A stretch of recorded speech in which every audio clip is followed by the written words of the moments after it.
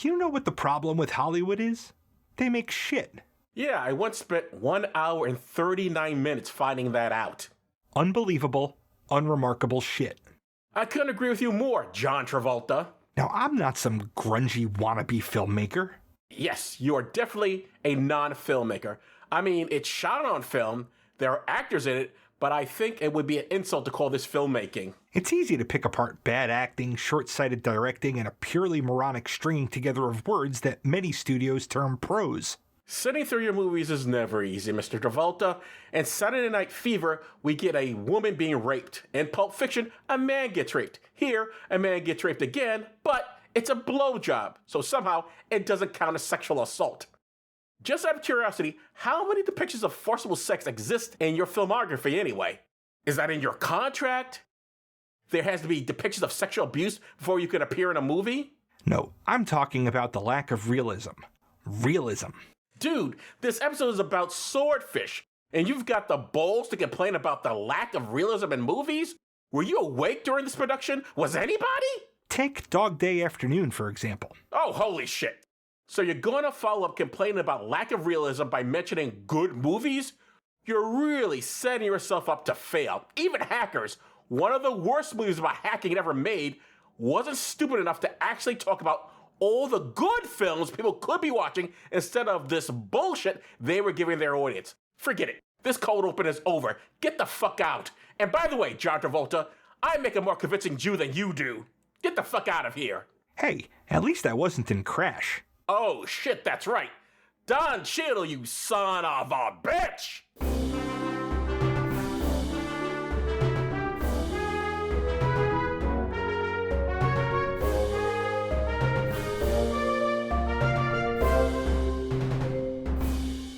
Welcome to Does This Still Work? The podcast looks at old wings and asks, does this still work? I'm Joe Dixon.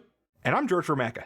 And today we're discussing Swordfish from 2001 and some historical context. First, podcasty stuff. You can reach us at dtswpod@gmail.com on Facebook, Letterboxd, and Counter Social. Please tell your friends about us and leave 5-star ratings everywhere. You can pick what we watch and get extra per episode content by funding us on Patreon for as little as $1 a month at patreon.com/ttswpod. And one more thing, we have a guest. The kind-hearted social media manager for the Puzzle in a Thunderstorm podcastiverse, Tim Robertson. Hi, Tim. Hi. Well, first of all, thanks for having me on. And why did I pick this film? Well, I picked this film. This used to be mindless entertainment for me. When I wasn't wanting to think very hard, I would just put this on and watch the action scenes, and I would always catch a little bit of every time I saw it on video. But that was before I decided to see if this still works. And I learned that I never really thought about it very long, and now I know why.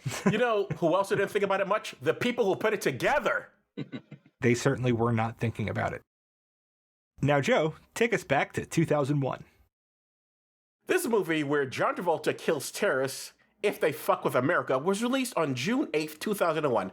In September of that year, America would suffer the worst terrorist attack in American history. So, I guess going around killing terrorists actually doesn't prevent terrorism. It just gets you more terrorists. This film did not know it was making that point, but boy, do they!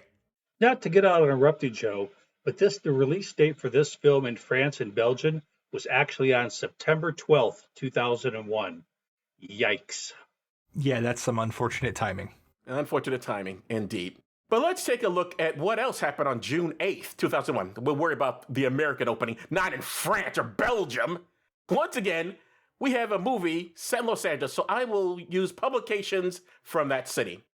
Now, for the very young out there, before 9/11, the worst terrorist attack in America that I remember is the bombing of a federal building in Oklahoma City on April 19th, 1995.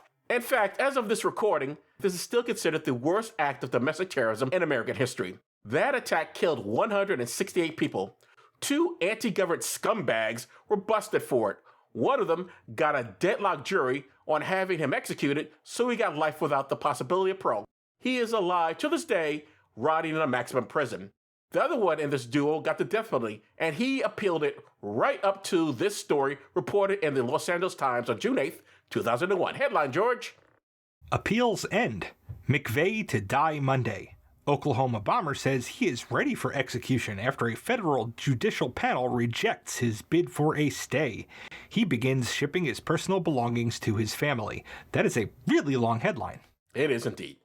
I didn't realize that the worst domestic mass murderer in a U.S. history would die 3 months before the worst terror attack in the U.S. What I do recall is that right-wingers thought the bombing, this is the Oklahoma bombing, was just an excuse to make them look bad, which is always their go-to. In 1995, Republicans under Democratic President Bill Clinton thought the government was evil. Then, George W. Bush was president in 2001. We get the 9/11 attacks, and Republicans suddenly believed the government was good and should not be questioned because it was keeping us safe. Total reversal, I wonder why. Because hypocrisy is their operating system. I didn't include a link to this, but there was a concern that computer hackers might break into the closed-circuit telecast of the execution of the Oklahoma bomber, and prison officials used encryption to restrict the signal. I have no idea where the idea of computer hackers wanting live feed of an execution came from. I know there are people who will watch these things, but I never heard of anyone committing cybercrime that could get them jail time just to watch a man die. I suspect this belongs in the same category of cops who swear folks are handing out free drugs on Halloween. In other words, law enforcement thought this up and decided it was true because they thought it was true. Yeah, nobody ever gives away free drugs. That's not how drug trade works. Not generally. Tim, have you ever given out free drugs? No free drugs. No free drugs here. Okay, see? No one does it. Anyway, do either of you guys remember the Oklahoma City bombing or the execution? Yeah, I definitely remember the bombing. I'm older than you guys, so I was 31, just shy of 31 when that happened. But I don't recall his execution date. It seemed to me that it happened pretty quickly compared to a lot of death row cases that are on death row for 10 to 20 years.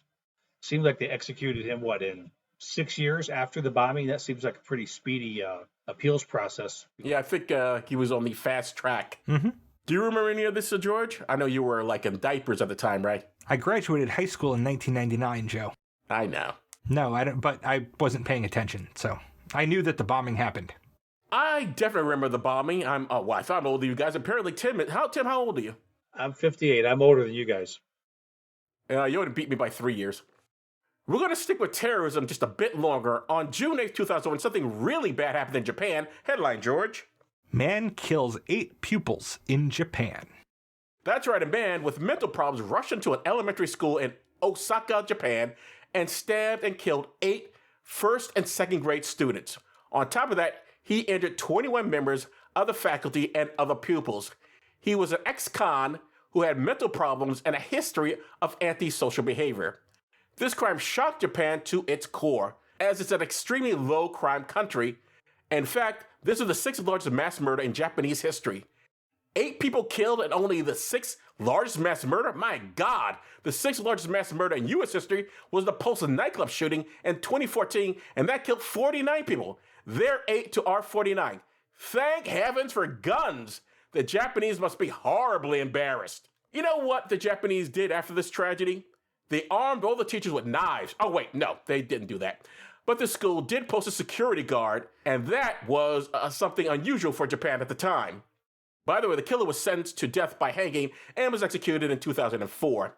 I can't find anything on what happened to the knife lobby, and if they decided the only way to stop a bad guy with a knife is a good guy with a knife. Of course, a knife has other uses, whereas a gun is only designed to kill, so no wonder the number one cause of death for children in America is firearms.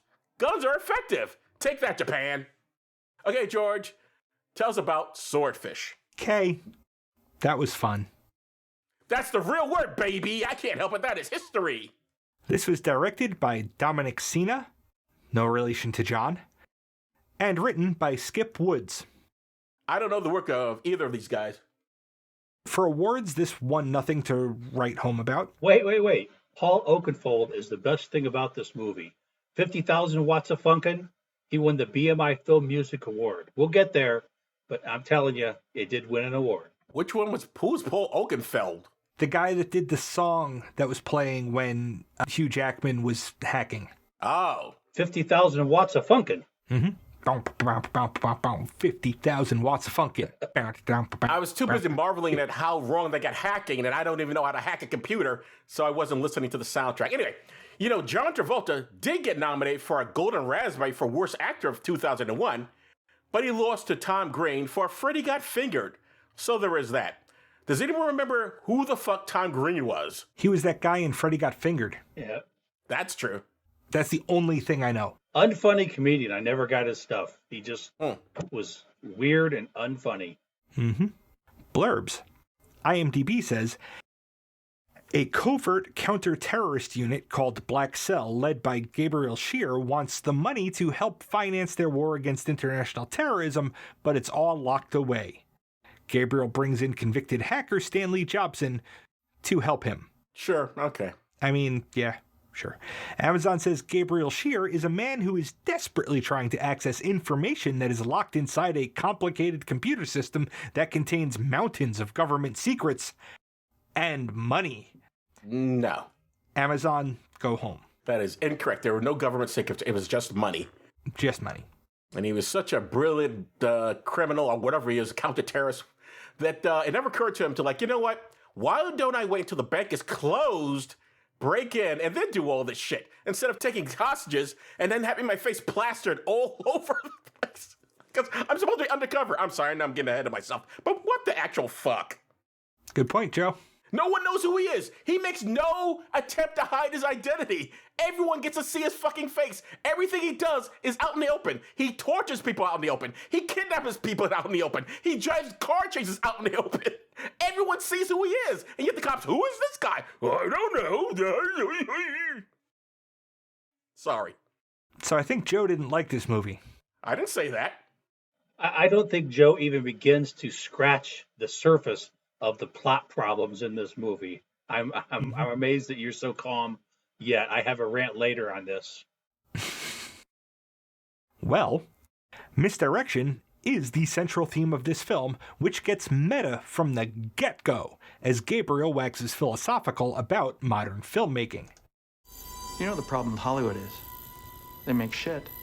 Unbelievable, unremarkable shit. Now, I'm not some grungy wannabe filmmaker that's searching for existentialism through a haze of bong smoke or something. No, it's easy to pick apart bad acting, short-sighted directing, and a purely moronic stringing together of words that many of the studios term as prose. Hey, asshole, get your own movie review podcast, okay? Yeah, the opening monologue is the best blurb of this movie. I think he hit it right on the head. Fair. What is even wilder is that he's talking about Dog Day Afternoon, a movie based on real life. So that's why Joe Pacino doesn't kill all the hostages in that movie, because the real life person the movie is based on didn't go around killing the hostages. You fucking idiot. You're gonna quote a movie, get it right. Did he even see the fucking film? Gabriel is played by John Travolta. We discussed John Travolta before on this podcast when we saw Pulp Fiction, that was episode 102, and Saturday Night Fever, which was episode 110. And I've seen him in Look Who's Talking, Broken Arrow, Face Off, Battlefield Earth, and Austin Powers in Goldmember. Wait, haven't you guys ever seen Grease? I have never watched it. I have seen Grease, but I wasn't listing his credits. I was just saying what he'd already done. But yeah, I saw Grease. Yeah, that was okay. And I believe there were no rapes in that, so 1 up for John Travolta.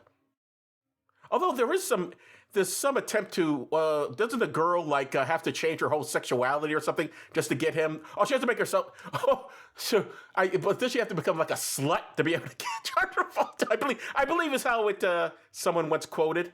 Yeah, I think there might be some problematic aspects to that movie too. Scribble, scribble. Well, he's not just talking to the camera. He's talking to 2 people, casually, like there's nothing wrong in the world. Only one of those is engaged enough with the conversation to push back on any of Gabriel's whining, and that's Roberts. Roberts is an FBI agent, and he's played by Don Cheadle. We last saw Don Cheadle on Crash. Crash, for fuck's sake! That was episode 51, but I just want to say this real quick. All right, this guy has a bunch of hostages. He's got all these guards around, everyone's got a gun, and he's just casually sitting down chatting with you. At no point does anyone think, you know what, I got a firm shot of this motherfucker. Let me at least take him out. No, let's have a little chat with him. Movie talking, we're talking about films with this fucker. Yeah, he has a dead man switch with him. When he leaves the cafe, that little thing he's holding in his hand is an explosive device that if you shoot him, his hand comes off that trigger, and that's what he uses to keep himself safe. Yeah, grab the dead man's device as you shoot him in the head. Joe, it's not that easy. They'll blow themselves up. Sure it is. If it's just his finger, I'll have to have my finger, right? Just have to be pressure on it, right? Right, but that's awfully risky. It's the Indiana Jones, replace the statue on the thing to not, have the boulder come down, except with a living person who's going to be flopping around and moving. You're not going to be able to reliably grab that in a way that will prevent it from releasing and causing whatever havoc is going to happen. Worth a shot. I mean, he's literally planning to kill everyone anyway. Okay, what have you got Joe. to lose? Am I wrong?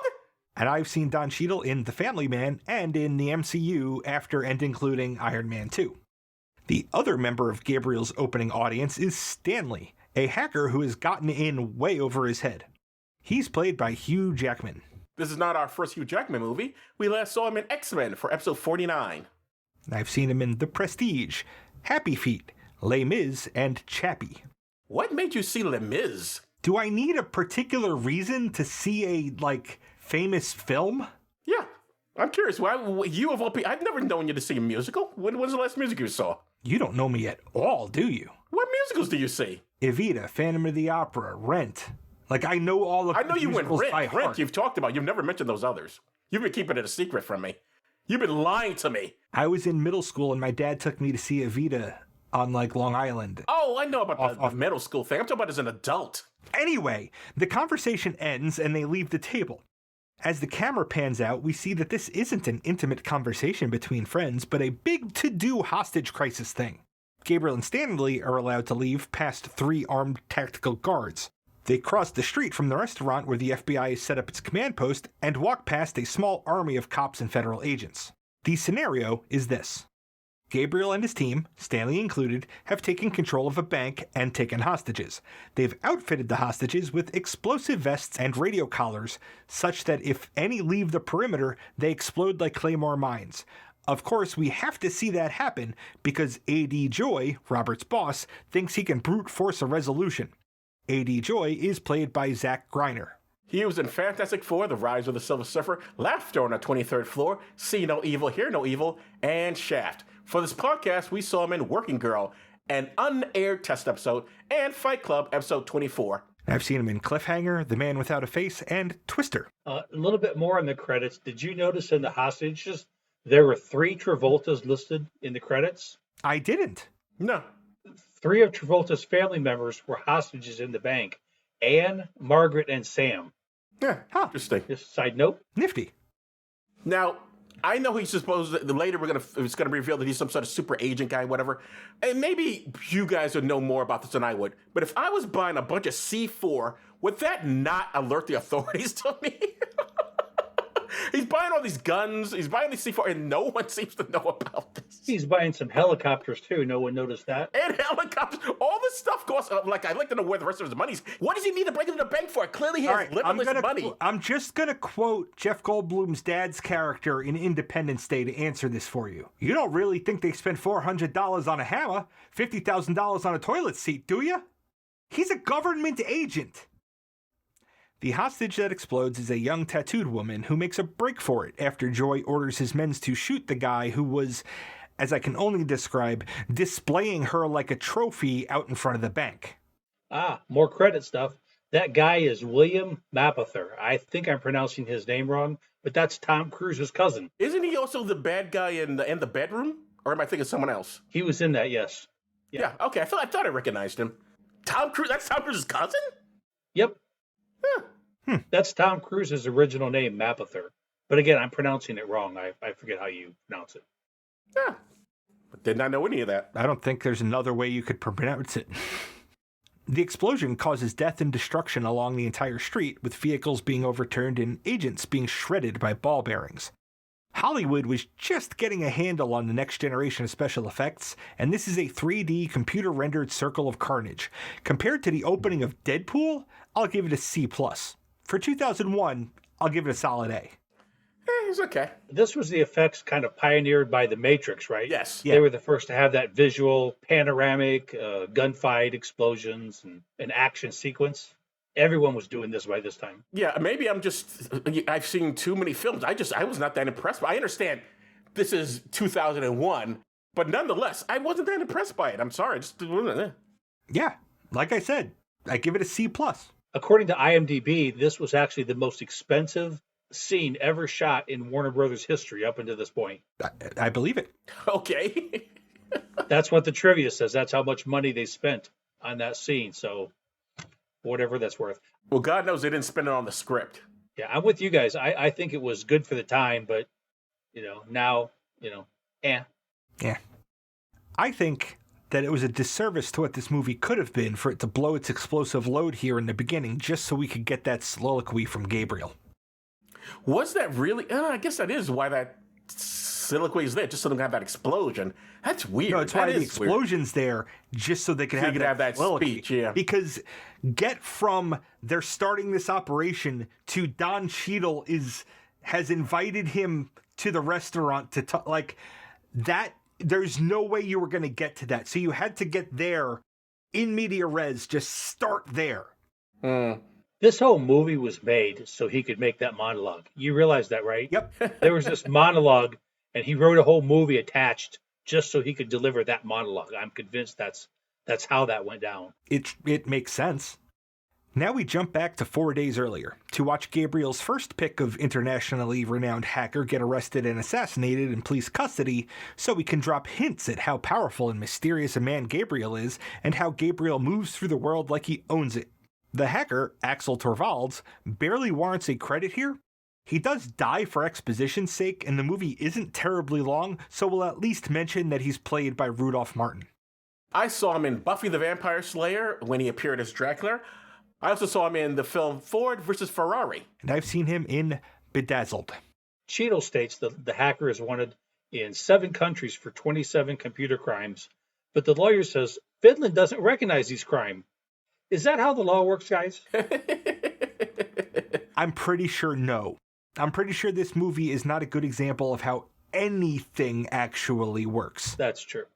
To poke at that soliloquy from the beginning, I do not think that there is any realism in this movie. What I wonder is, other than the script says so, why would this guy need to be killed? Stop hamstringing us like that, Jim. The only reason is because the script says so. It just seems, again, another way that opens them up to having people look into who's behind all this, as opposed to them just letting the guy go and send him back to Finland. There was no reason to send someone in there to assassinate him. It's insane. Well, and how did Travolta's bad guys know he'd been delayed at the airport and that he was being... Good question, Tim. That he was being held in this FBI interrogation room. I mean, they were Johnny on the spot. Mm-hmm. Yeah, and they were just waiting for the guy. It's like they wanted to kill him from the beginning. They're just waiting for us. As soon as he gets here, we'll shoot him. Why? I don't know. We hired him, and now we're going to kill him. Da-da-da-da-da. We head over to D.C. to meet Senator Reisman, as he's informed by his assistant that Axel was arrested.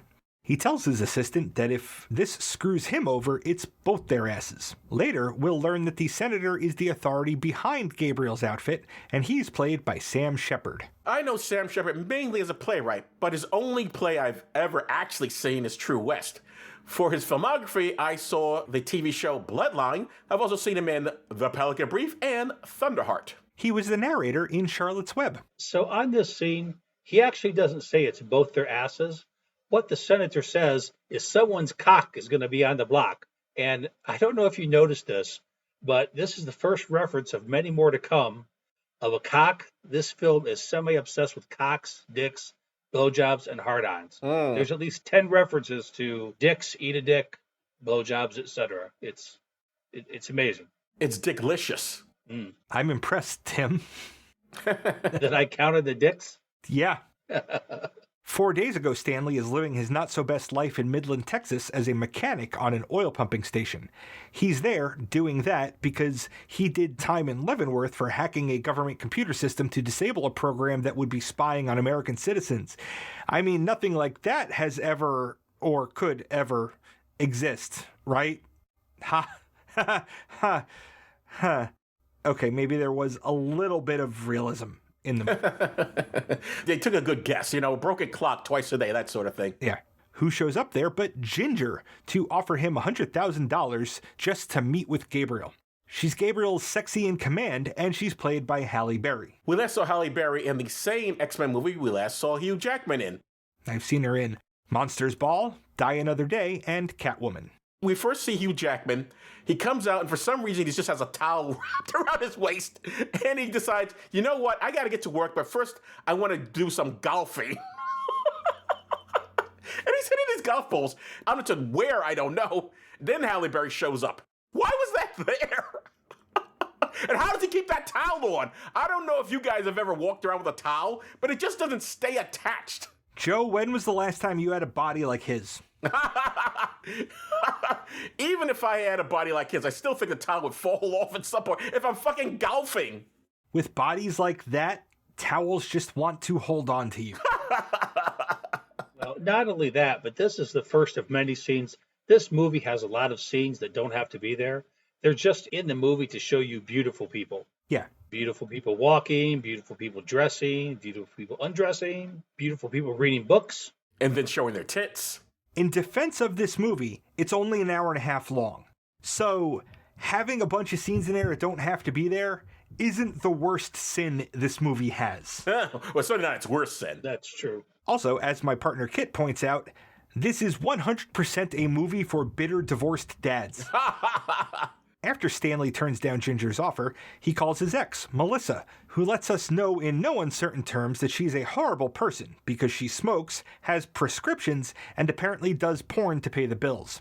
Like, she actually is a horrible person, but we only know that from the words she uses to tell Stanley to fuck off, like describing their child as her child.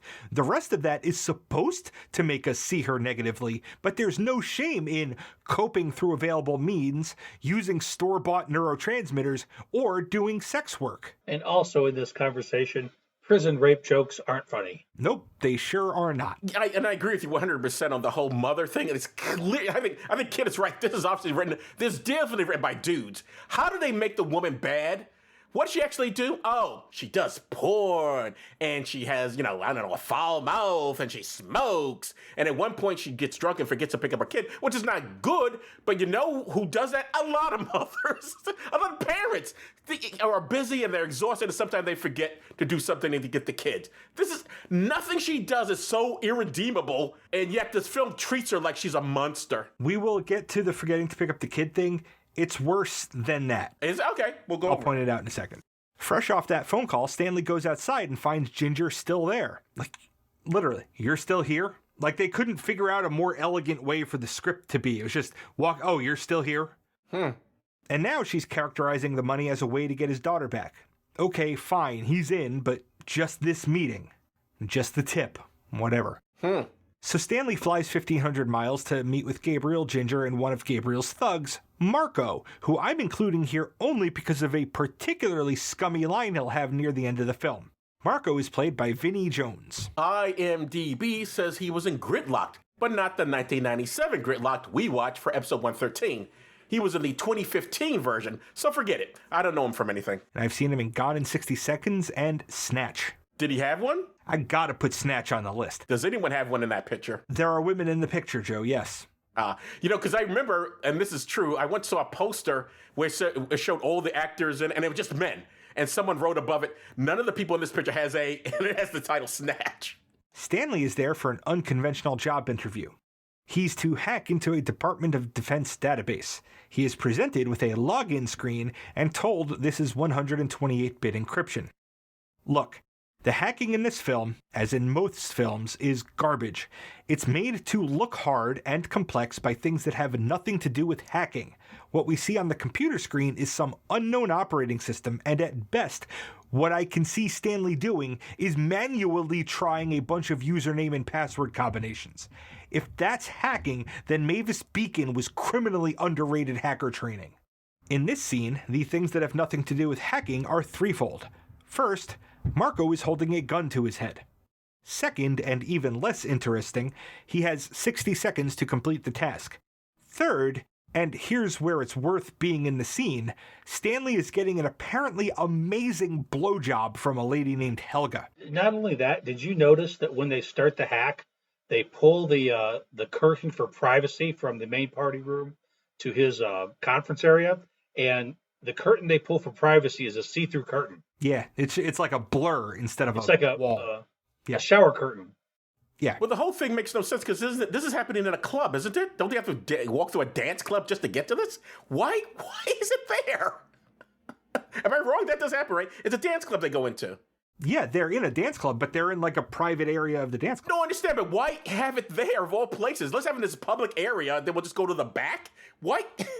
Joe, You're asking too much, Joe. because he lives in a world that we can only fantasize about. Axel told us.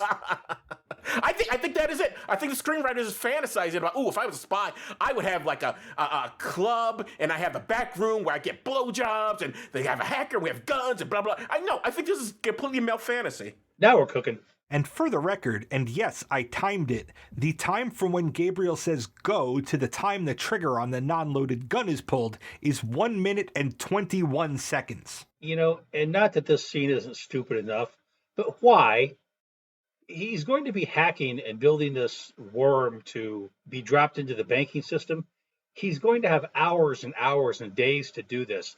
Why is fast hacking a qualification for this job? Wouldn't you want somebody that's accurate? He's never going to have to be under pressure for it to do anything in 60 seconds. Well, as far as Gabriel knows now, later in the movie, put a pin in that. But the point is, he could take his time. He has to be smart and good, not fast. Anyway, I digress. I could make an argument that he kind of has an idea that he's going to need to do that again later in the movie. Yeah. Because what happens requires some preparation. Now, in hacking, I don't know how much you guys know, but I don't know, other than what I see in terrible movies that tell me hacking's actually very, very difficult and very easy. All you have to do is just keep hitting the keyboard and you'll get in at some point. But what I want to know is, do you actually have to be fast at hacking? It really isn't a necessity, right? No. No.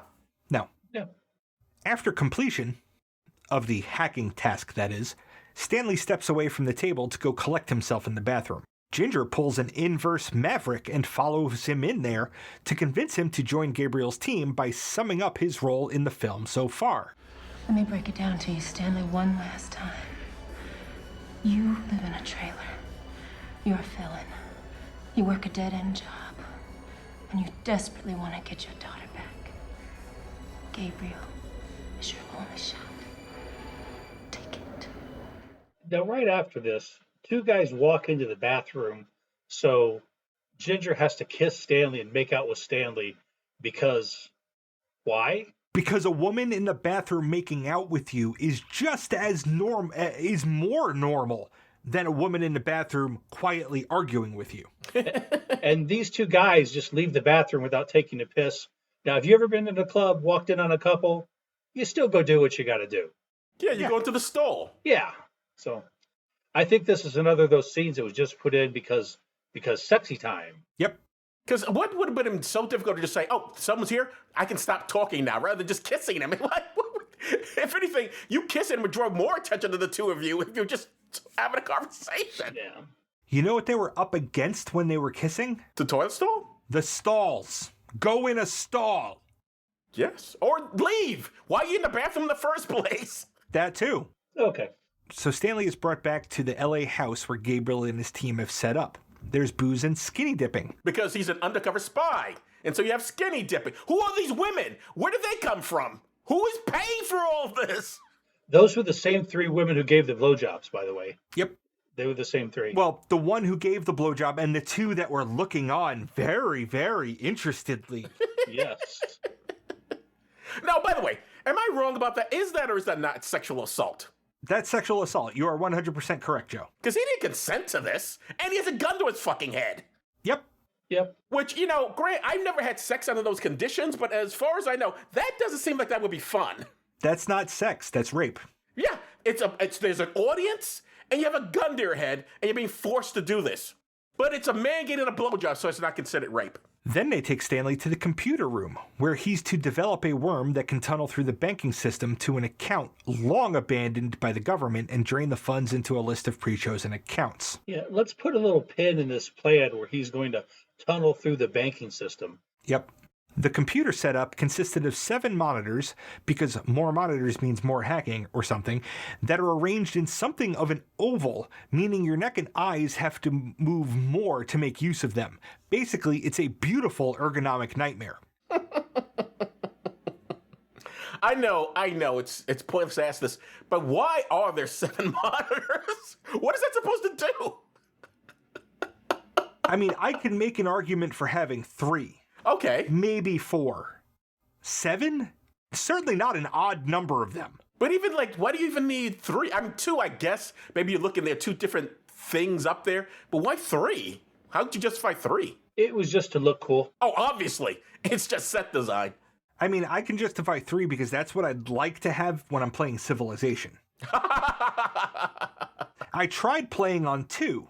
The problem is that if you have the game image spread on 2 monitors, the center of the image is the boundary of your monitors. So it's like broken up. If you have 3 monitors, then at least you have a whole monitor around where your center point is, and then you have your periphery. Wait a minute. Why would you need 3 monitors just to create a worm? Or 1 monitor? Or 7 monitors? Complex computer work, more monitor, up to a point, more monitors helps. Because you don't have to switch, like, minimize things in order to keep all of your stuff at the ready. Okay. Tim, you've hacked computers. What do you think? I'm old school. I'm a 1-monitor hacker. Okay. Myself, I would just do it through the phone line. How, Joe? How are you going to access the phone line? I don't know. I saw in the Hackers. I know you can do it through a phone line. The next day, Stanley goes to borrow Ginger's car so that he can go see his daughter against court orders. Ginger is on a chair on the lanai, and when she drops the magazine she's reading, we see her tits. They're nice, and Halle Berry got paid an extra $500,000 to show them, agreeing to that scene to get over her own squeamishness about on-screen nudity. So it's a win-win for her. Oh, and she lends him her car. You know, often when women are working as, I don't know what the hell Halle Berry, either undercover or as a spy or whatever the fuck she actually is, you're making a point to have some stranger, man you've only known for what, an hour, a couple of days, see your breasts for reasons. I'll make an argument for it in a bit. Okay. Meanwhile, Agent Roberts gets word that Stanley was spotted in L.A. Roberts was the agent who arrested him back in the day and knows about his restrictions and restraining order, so he goes to find him.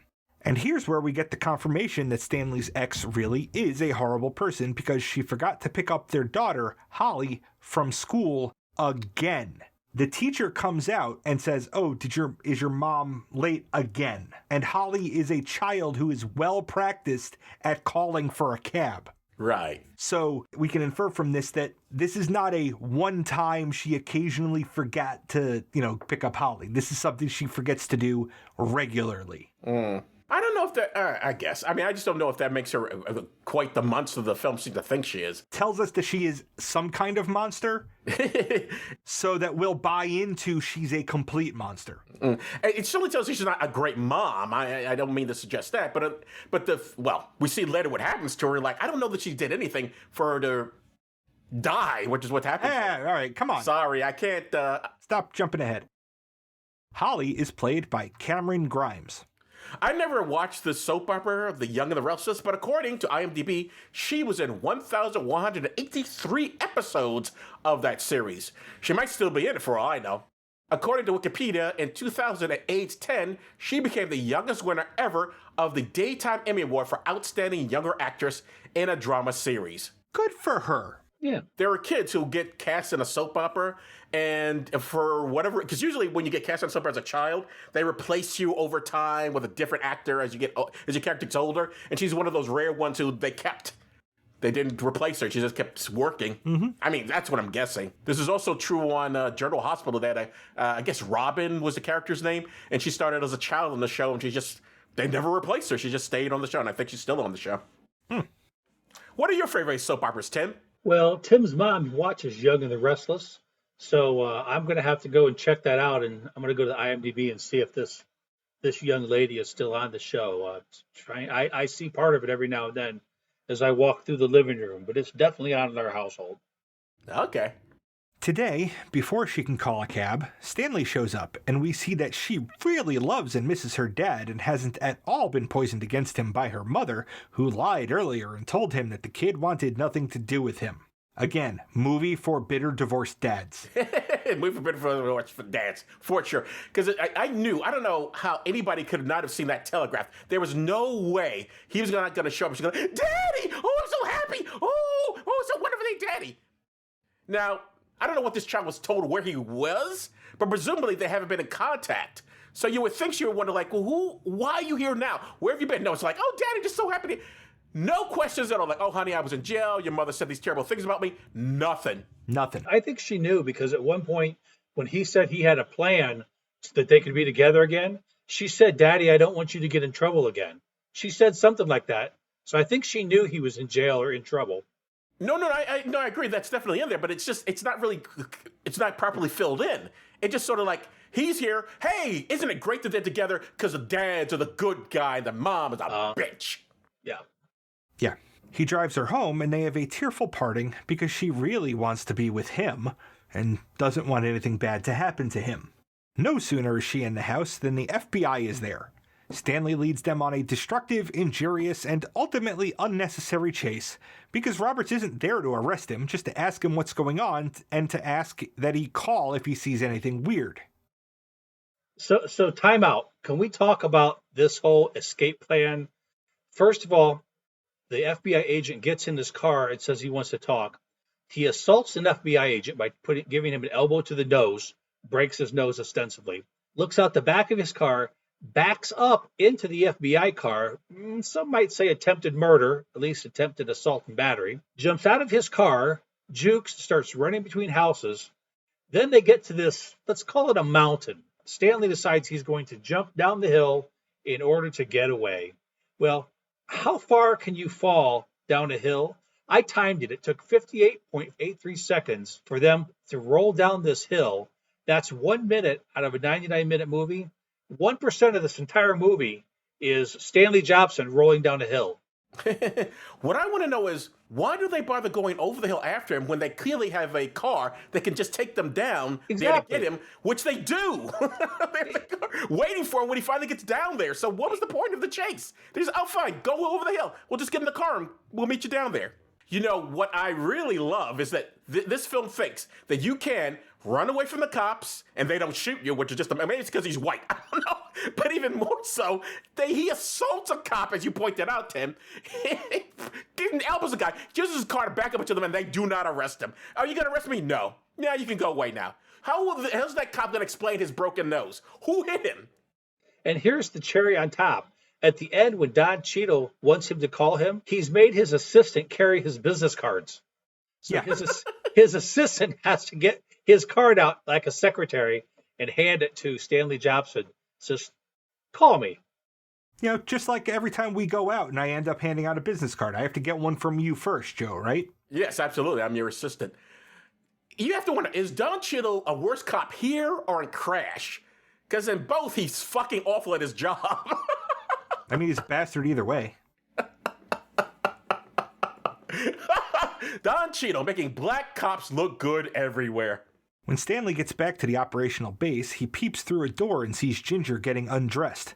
All right, here's where I think it was tactical for her to show him her tits, so that she could set this up. Well, I'd have to make this argument at the end of the movie, but she wanted him to catch her with a wire on. Absolutely, yes. Instead of being a gentleman and immediately averting his gaze, he watches her undress to her undies and sees that she's wearing a wire. He didn't avert his gaze because I've already seen her tits. That's the only way I can... Justification you can think of. Okay. He enters the room and closes the door loudly so she can hear. She draws her gun on him. When things calm down, she tells him that she's DEA and that the best thing for him is to keep playing his part or it will blow her cover. Blow her cover that ostensibly she herself is doing because she's wearing a wire and then getting dressed when anybody could just walk into the bedroom. She never locks the door. Oh, I have this wire on my body. Let me get dressed now. Oh, no one will possibly see this. But of course, we know she wants him to walk in. Mm-hmm. Something he supposed to be such a brilliant. Granted, he's just a hacker, but still, you think he'd be smart to go like, that's weird. She's supposed to be a cop, and she's so careless in her undercover work. That's weird. And what purpose does it serve for him to find out that she's quote unquote DEA without getting? Yeah, it doesn't matter. Makes no difference. He could still be sympathetic towards her in the end because he'd grown fond of her. Yeah. She doesn't have to be DEA, Stanley, Yeah. At least I didn't think so. No, I agree. I just thought this was more gratuitous sex, but I've said that before, and that's a good part of the movie. Yeah. Shortly, Gabriel walks in, and Stanley hides the wire. Gabriel takes him out for coffee and then explains the motivation for the plot. In the early 80s, the DEA set up a network of dummy corporations as a government front to launder drug money and gather evidence. The problem was that these companies started to make money, a lot of money. In 1986, when Operation Swordfish was terminated, there was almost $400 million in these DEA accounts. Money that just sort of disappeared. Thank you. It didn't disappear. It sat there, earning interest. That's 15 years ago. Do you have any idea of how much money that is today? $9.5 billion. Maybe this is just my not understanding compound interest, but $400 million in 15 years, if it had grown to 9.5 billion, back of the envelope math says that's about 23.5% compounded annually. Damn good return rate. That's sitting there really making a lot of interest. So, and this bothers me because they could have put any two numbers they wanted in there to make the math work out. They could have said Swordfish terminated and had 2 billion in the account and grew to 8 billion. They could have said 400 million and 6 billion. They could have done anything they wanted, but I'm sure I'm not the only person that has gotten out a little calculator and said, wow, how much interest is that annually? So just bugs me. Mm-hmm. Also, why is it important for him to even know any of that? Why does he have to tell him this? Who cares? He's still hired to hack. Who cares why he's doing it? Why do you need to know the rest of my shit? Because Gabriel loves an audience. It's a movie he's making in his head. Mm-hmm. And he knows the villain has to reveal his plan to James Bond. Robert's team is already set up and watching Gabriel's hideout. They notice Stanley there and guess that the others are mostly mercenaries. Inside, Stanley retrieves the source code for his famous worm from an old tape server at Caltech. This is what he'll base the multi-pronged Hydra variant on that will siphon the money from the various Swordfish accounts. All right, so Stanley broke into the government computer to show that the government was spying on everybody. Why would he have a worm that steals money from accounts? Or is that part of it? I don't understand. That's a serious question. I actually don't get that. What? I'm saying I think the worm is the access tool. Once you have the access tool, then you program it to do what you want. And that could be a number of different things, depending on the job that you're hacking for. All right. That's my understanding of it, but I've never hacked anything either. So I don't know. Maybe George knows better. So you know how medical science has been advancing and they're able to take like the wrapper for the HIV virus and put different RNA into it and have that deliver like targeted genetic therapy? Sure. Okay. That wrapper is the worm program that he's retrieving. Is it like, what kind of wrapper are we talking about? Like M&M or... Well, he's white, so yeah. Okay. Gabriel gets a call from Senator Reisman pulling the plug since the FBI is on their tail. Gabriel is adamant that the operation go ahead as planned. Off the phone, the senator tells his assistant to have Gabriel whacked. Okay. The FBI is looking in on him, right? Gabriel is worried about the FBI looking on him. He knows the FBI is looking on him. What conversation are they having on a what? Yep, it's a phone. On a telephone, which I would presume would be, what? Bugged, I would think. It doesn't even occur to them. It's like, let's just have this casual conversation of crimes that were committed. If they are following their own law, the actual law, they would have to get a judge to sign off on permission to tap that phone. They'd have to be able to tell a judge, this specific illegal thing we think is happening there, so we need to tap the phone to verify it. They don't know what the fuck is happening down there, so they can't get a judge to sign off on tapping it. Well, wouldn't they? Because they do have, presumably it's legal for them to be looking into their houses, right? I mean, they got the spy equipment looking directly into the homes and looking at, hey, You this have one's to doing this, go that one's doing that. into that home to tap that line. You don't have to go into that home to watch it from a cliffside. Well, it's still illegal unless you get right? I mean, I don't think the FBI could just go to our homes and just suddenly look into our windows. But they're not at the home. Whatever. I mean, the point is that they're looking into... It's a fuzzier line, but it doesn't involve physically entering. Also, you don't have to go... You can tap a line without actually going into the building. Joe, do you know how phone lines work? Yes, and I know you can get hold of a phone line without actually going literally into the building. Where can you do it from, Joe? You do it from the poles outside. Oh, so nobody's going to notice that either? What? They don't notice John Travolta shooting up the street? Not one cop goes after him after that. Why do they notice him going up a pole? Well, to Joe's point, they are conducting illegal activities on 2 landlines, and we know in this universe that cell phones exist. So one would think with all this money they would have some burner phones. I mean, the little 9-year-old girl has a cell phone. So. Oh, that's right. She does have a cell phone. Why does no one else have a cell phone in this movie? I didn't even notice that. You're right. Well, young kids know technology. Everyone else is too old. Well, they have a cell phone in the restaurant during the freaking operation. That is true. One more thing on this. I'm sorry. I just wanted one more thing on this. I'm just kidding. All right. So we have to remember that Don Cheadle's character also would even go to a judge because we know he literally beats up a lawyer who's there for his client. So it's entirely possible he would tap the phone lines without even looking for a lawyer. I'm looking for a judge. He's already committed how many crimes in the process of this? That night, using some kind of nonsensical 3D cube software on which he's assembling the heads of the Hydra as blocks of code, for 2 minutes and 10 seconds, Hugh Jackman acts his fucking heart out to make us think that he is a hacker. Okay. So on the screen, first of all, when this little 3D cube software pops up, it says worm generating tool. Is that how hacking works? Do they have they need to know what they're generating. So what the fuck? At the end of that, I wanted there to be a capture that comes up that Stanley fails repeatedly, and he has to start over and over again. Is this how you hack? So, and I wanted to see him stand on the keyboard and play it like Tom Hanks in Big. At work, I'm writing a lot of different scripts, like PowerShell scripts, Batch scripts, Python scripts, Visual Basic for application scripts. I tend to name them very literally what they are. Otherwise, I'll forget what the fuck they are. So I can actually buy him naming his worm generating tool a worm generating tool. Oh, I can't because what you're doing is legal. What he's doing is illegal. What?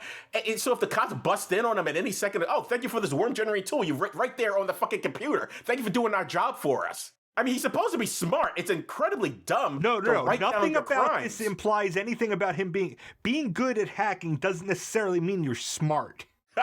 Well, ostensibly, we're supposed to get the idea that he is smart. From what? Because he's the best hacker in America? I don't know. If you're the best hacker in America, is he the best hacker in America or in the world? I forget which one he got, but it's Joe, clapping his hands is part of his hacking regimen. I'm just saying, in the logic of this film, I think he's supposed to be smart. I just disagree with that statement. He runs out of wine because a neurodepressant is going to help him write code into the wee hours of the night. So he goes to the wine cellar to find some. He sees in a freezer a stored corpse that looks surprisingly like Gabriel. Why wouldn't Jackman say when he runs into Gabriel, hey, look, there's a body in here. Why wouldn't Travolta have a better place to store a body? Why wouldn't he go back into the wine cellar to verify there was a body? The entire movie, they don't acknowledge this body. I wanted the movie to have Easter eggs of dead bodies all over the place and just not be acknowledged by anybody. They do acknowledge the body at the end of the movie. In the flashback, right? Yeah, that's the whole point. And when he gets it, he says, so he freaks out and runs into Gabriel. And then he says, hey, we need to talk. And Gabriel's like, not here. So they go for a drive. Along the way, Gabriel invokes Harry Houdini in his message that misdirection is really what this whole movie is about. I don't know where they are driving to, but before they can get there, the assassin squad sent by the senator shows up and we get an action sequence heavy with collateral automotive property damage. And of course, those two survive. So what bothers me the most about this scene, can you drive a sports car with British plates in both front and back? They didn't bother to put U.S. plates on the car. You can do that? Yeah. How do you not register a car in the state that you're in? You register that car with those plates. You can actually do that. Yeah. I stand corrected. Wait, are you sure about that? You can have British plates? You can have, Yeah. I mean, If you got your car plates, from yes. Britain, yeah. If you had it shipped over here from Britain, yeah. You don't have to get U.S. plate. Because you got to think about it, right? When cars in Europe, their license plate area is designed for that size and shape of license plate. Trying to put an American plate on that is like trying to put a Duplo set with a Lego. It's not going to fucking fit right. All right. Oh, and then again, I love that he can drive through downtown or uptown, wherever L.A., shoot up the place, have Town L.A. Have these places blow up explosions. Not only do the cops not show up, no one goes looking for him. This does not make the news. It just happens. Yep. It's just every day in Los Angeles, this sort of explodey killy thing goes on. Yeah, Crash, remember? Same thing. Mm. I don't know. It's the same LA that Crash was set in. It was, yes. Back at base, things are a bit too intense for Stanley, but Ginger is able to calm him down before he can do something movie-ending like leave. Gabriel takes a helicopter out to where the senator is fly fishing to assassinate him, and his team also rigs the senator's assistant's car to explode. Again, this causes no uproar anywhere. No one, a senator is assassinated. Apparently doesn't make the news at any point. Okay, stop. We're not And it's watching the fucking news in this movie, so we don't have to see it. And what happens next happens like less than 12 hours after that happens. Just fucking let it go so we can keep going. There should be a reference to it. No one just goes. And again, and where does he get the helicopter from? And why does he himself have to do the assassination? He already had it. It had British plates. He had it imported from Britain. He brought the helicopter from Britain. He brought the car from Britain. He's shooting up in the streets. Wow, this is a British great guns. agent. That's why nobody notices anything, because it's all in British. So there's a famous piece of trivia that comes from this scene that you might know about, but Travolta's monologue is that Jefferson once shot a man on the White House lawn for treason. Now, he didn't. That's not true. Right. But there's now a myth that floats around the internet, and the actual source for that myth or conspiracy is this movie. This is the actual origin of that tall tale. Wonderful. Comment on Travolta's outfit and gloves. What's up with the outfit? And he has to put on gloves before he shoots the senator. Does he not want to leave fingerprints out here in the middle on the gun that he's taking with him? Yes. In the middle of Oregon? I don't get that, other than it just the movie is obsessed with making people look quote unquote cool. No, I think I think you nailed it. The movie is obsessed with making people look what they think is cool. Yeah. With that out of the way, Gabriel brings Stanley to the real HQ under a theater. He facilitates the transfer of Stanley's payment and then welcomes Stanley to his war. Who is the war with? Anyone who impinges on America's freedom. Terrorist states, Stanley. Someone must bring their war to them.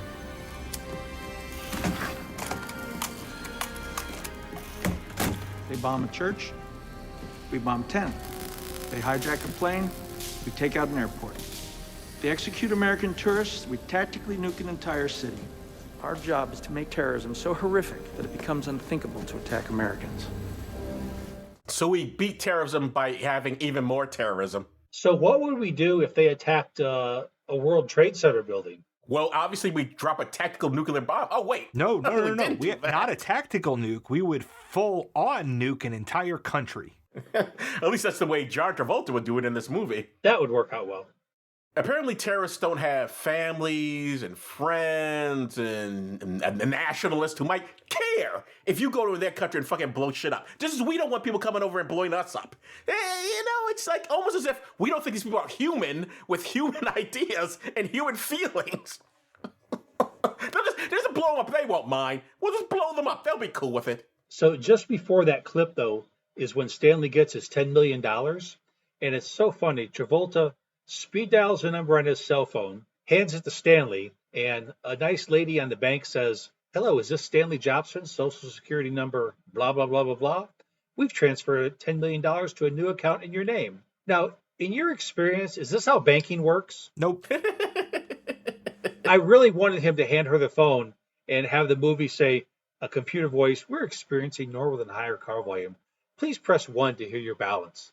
Because It just doesn't work that way, but I guess that's the least of the things I should be complaining about with this movie. I mean, I like how it's very official, the way they're doing it, whereas he's just hacked everything else. Why not just hack that $10 million? Why did he just not have it? Yeah. Just put it and just deposit yourself into his account. What do you need the banking lady for? Well, that's a good point. If you need $10 million to go back to court to fight for your custody of your daughter, that $10 million you're getting this way is illegal. Why not just go ahead and hack it illegally anyway? Either way, you end up doing an illegal act, getting $10 million. The second way doesn't get you possibly killed. Yeah, and also, if you're suddenly getting $10 million in your account and you're an ex-con, I think the feds are going to notice that. That's why it's a new account in Switzerland. I think there was a better way. Gabriel's outfit is called Black Cell, and it's a micro-avatar of the concept of mutually assured destruction. Stanley realizes that they're hacking into the bank from within the bank, which means a lot more physical than he was planning. Okay, this is my biggest problem with this whole movie, and this is saying something. So Stanley was hired to go over the phone lines, build a Hydra, find the money, and distribute it over a number of accounts. And purportedly, he did that. When he handed John Travolta a disc, that disc was capable of doing that all remotely. There is no reason to physically go into that bank because Stanley built a Hydra that will hack remotely. So the only reason to physically go into this bank is just to overcomplicate things and for the extra action scene. Am I wrong here? Nope. You're not wrong. Congratulations, Tim. You won the movie. Stanley makes a break for it to go get his daughter and get somewhere far away. Meanwhile, Gabriel and crew start their assault on the bank, driving through it with their vehicles and acquiring the keys to the servers from an easily intimidated bank manager. So subtle. Such a subtle... Let's drive through the building. What the fuck? I mean, honestly. Stanley finds his ex and her husband murdered in their home, and Holly missing. He remembers that he has Agent Roberts' card, and as he pulls it out, we fast forward to the beginning of the movie with that one hostage exploding. I have no idea why the husband had to be murdered. I don't know why the mother had to be murdered. Although I do appreciate that this child gets... well, I don't know if you bring this up at the end, but I'm going to mention it now. This child gets kidnapped. This child gets men pinning guns to her head. This child has a mother and her stepfather murdered, and she's just so happy at the end of this picture. Apparently, there's no psychological torture from any of this. Nope, none at all. Divorced dad movie. Gabriel demands a plane from the FBI and cooperation from Stanley, which they assure by showing him that they have Holly. So he does his hacker thing, releases his worm, and gets Gabriel the money. As he's walking away with Holly, his worm undoes the transfers as a fuck you to Gabriel, but one that he should have set to fire like 5 minutes later. Holly is able to get out of the bank since Gabriel didn't think to put an explodey vest on her. So Gabriel uses Ginger as leverage to get Stanley to undo the undo. He does this by hanging the black woman, giving Stanley 60 seconds or so. Joe, you wanted to say anything before I go on? Did no one watch this picture and go like, you know, there's a certain undercurrent to this that maybe we want to avoid for such a stupid movie? Really, nobody thought this whole thing of seeing the black lady hanged, maybe we shouldn't have that here? But no. What? What's the big deal? I wanted to make sure I gave you time to say something because you messaged to me when you saw that part. My jaw dropped when I saw that. I'm like, are you fucking kidding me? Are you fucking kidding me? Really? You're basically lynching here. Thank you very much, stupid movie. You weren't already trash before. Fuck you. I hope someone set the print of this thing on fire. And to be fair, I had a lot of those same thoughts when I saw that part. So it's not just because you're black. It's rough. It's not like, good. What could you possibly be thinking? Seriously. What the fuck, dude? Well, not only that, it is a horrific scene, but they could have accomplished the exact same effect by simply doing what they did to Stanley in the beginning, just put a gun to her head. Right. Mm-hmm. And look at his watch and say, 60 seconds, go. And we would have got the idea that she's going to die in 60 seconds if Stanley doesn't make the miraculous hack. Or they could have made her blow him with a gun to her head. Oh my God. Thankfully that wasn't in the pitch. I'm surprised the writer didn't think of that. I know, right? That would have been on point for this thing. This scene was pretty heavy, so I didn't make this joke or I was thinking about it. But as Stanley is undoing the double cross that he implemented, I'm just waiting for him to turn and look at John Travolta and say, "Well, where's my blowjob?" That's better writing than this movie had. It couldn't have been any worse. Stanley unfucks the fuckery, and Ginger is dropped to the ground. Then Gabriel shoots her, telling Stanley that she was DEA anyway. Okay, we're almost to the end, so a little bit of a spoiler here, but this is a good place to bring it up. So they're going to give us a clue at the end about some scenes and let you know what the misdirections were when it comes to Travolta. But how does Ginger disappear? There would have been dozens of cops remaining at that blown up bank, and she couldn't get up and walk out. She's going to have horrible neck damage and a bullet in her chest. How does she disappear? Well, presumably she wasn't really shot. Yeah, Okay. Here's where I said that they needed to do preparation. She had to have a squib. She had to have the explodey chest thing that they use in movies when somebody gets shot to make him think that she got shot. Okay. He had to have thought about that way the fuck ahead of time and been like, I might have to shoot you after you become an emotional attachment for this guy. So here, wear this squib. Like, So say he does that. Say he can think that far ahead and playing 3D chess. She still can't get up and walk away. There's going to be dozens and dozens of cops all over the scene, theoretically rendering medical aid to her. no, I want to see it. I want to see her slowly, like, inching her way out of the bank and down the street, just 1 inch at a time. Whenever she sees somebody moving, she freezes and plays dead. I mean, the argument could be made that in the chaos that happens, she just gets up and runs out. I guess. Pretty weak. Oh, 100% weak. It's stupid. And you're right. How would he even know to do all that ahead of time? It's ridiculous. He had to know that Stanley was going to double cross him. And he would have to know that she would be the good leverage as opposed to the daughter. He knew the daughter was going to get away, apparently. Right. With the money securely got, Gabriel's team load themselves and the hostages into an armored bus that they brought with them and make like they're going to the airport. It's during this scene that Marco earns his credit mention. He is packing up a rocket launcher, conspicuously, and a hostage is watching him. I know what you're thinking. You're thinking, if that launcher was a suppository, would that bad man stick it up my arse? Well, you eyeball me once more, boy, and I'll stick it so far up your arse, you'll be begging me for this bullet.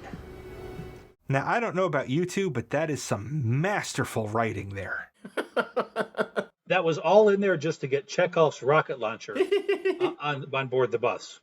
That's 100% Chekhov's rocket launcher, because why do they need one? Who are they going to be shooting at? It's their rocket launcher. Who are they shooting at? Apparently, LA PD does not have helicopters themselves or planes, so No, they're they not going absolutely after have helicopters themselves, because we see them in the beginning when they're crossing the street. But one of the things that Gabriel screams at them over the phone is clear the airspace for 5 miles.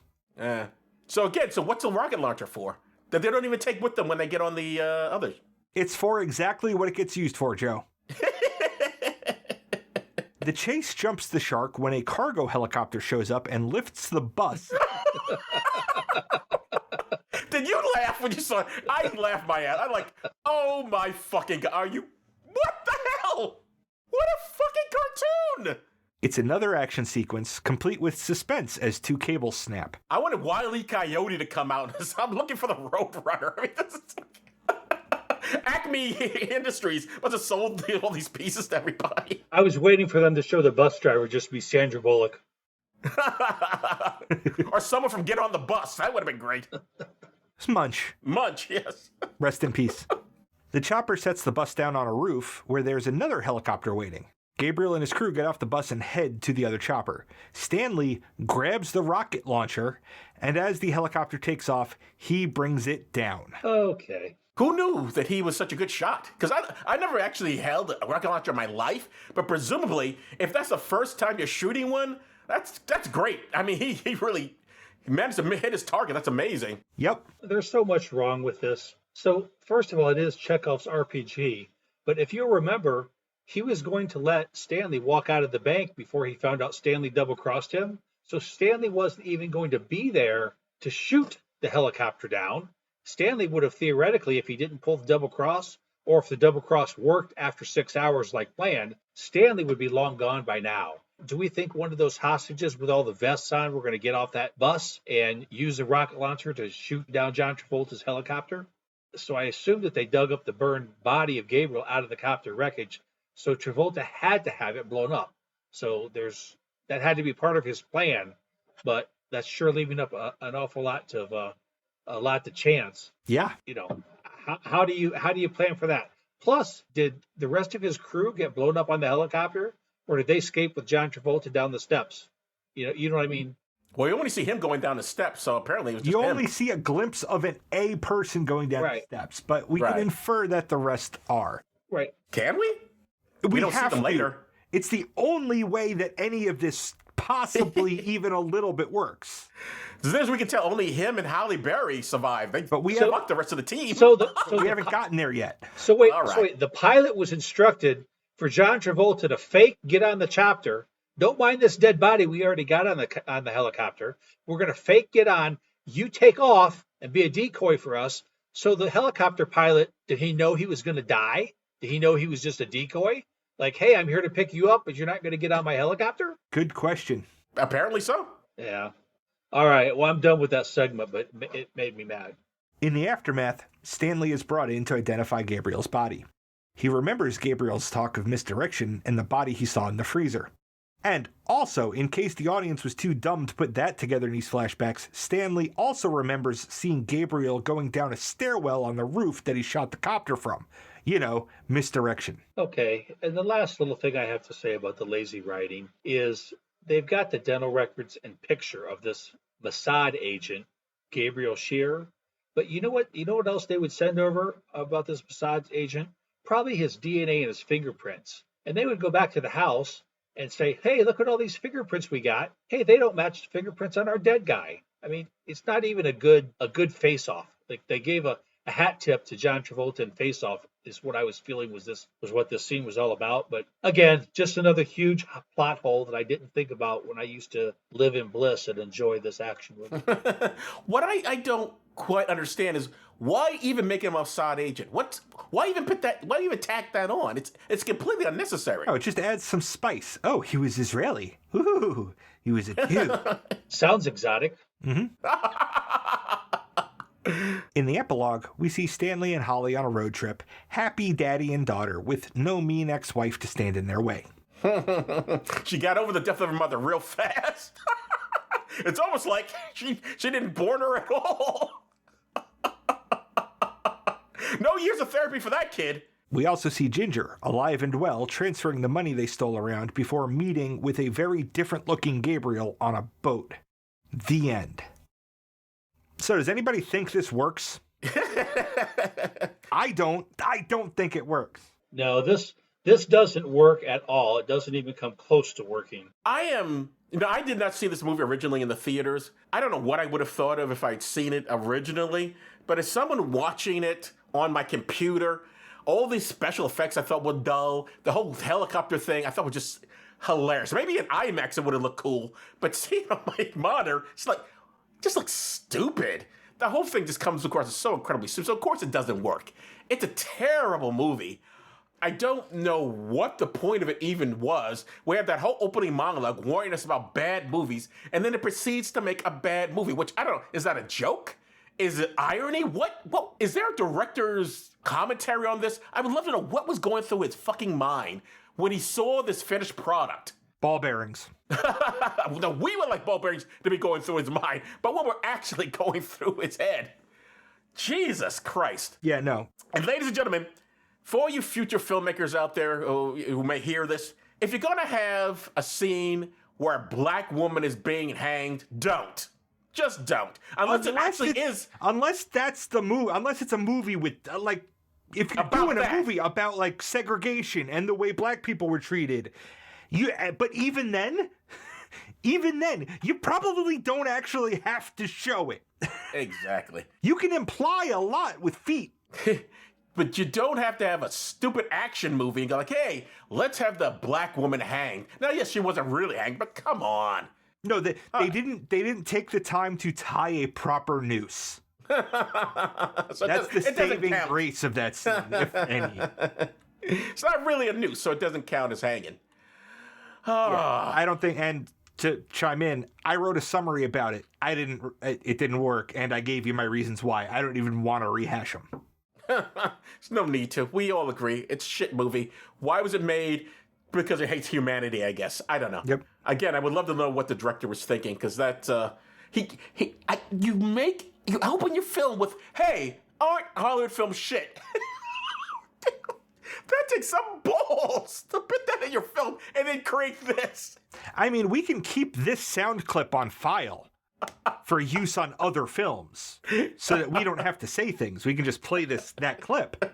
But that's about the only benefit to this movie. That's the only thing it gave that's going to endure. Fair enough. All right, that's it. We're done. Tim, what are you up to?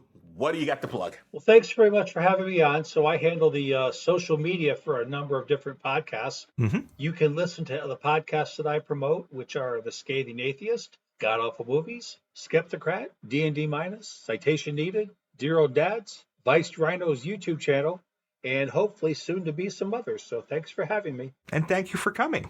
This was Thanks for coming. fun. This was delightful. Peachy. Movie aside. All right, George, what's up next? Next week, we will be talking about Jeffrey from 1991.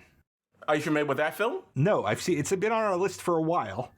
Yes, I think we pushed it down a couple of times. Yeah. It stars the guy from Wings, whose name I can't remember at the moment, and it's about a gay man trying to have sex during the early 2090s, whenever the AIDS crisis was. The 2090s. We're not there Did I say yet. 2090s? Yeah, it's in the 3000th century. No.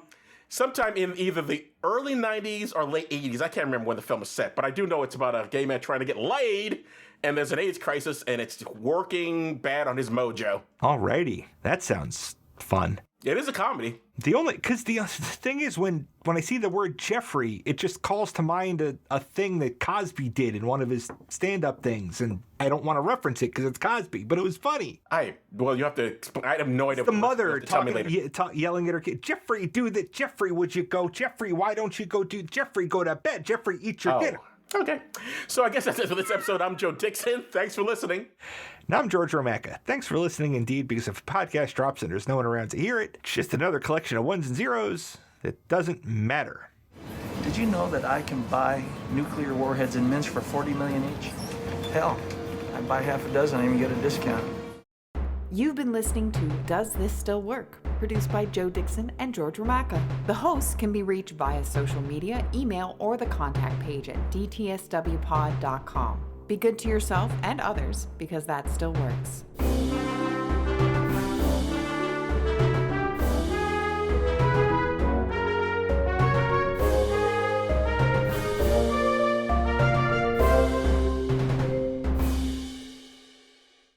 I definitely remember the bombing. I thought I'm older than you guys. Apparently, Tim, how old are you? I am. Oh, you say that's your line. Tim, you should have warned me. That's okay. I thought I wrote that. I'm looking at that. I was just trying to think, wait a minute, this isn't me. You're just reading words. I'm in robot mode, just auto mode. That's okay. 58. Just happy to be here. I just first want to open up with some meaningless trivia. We have a minimum wage. Should there be a maximum wage? Should terminally ill patients be able to choose death? True or false? Free speech has never been freer in American history.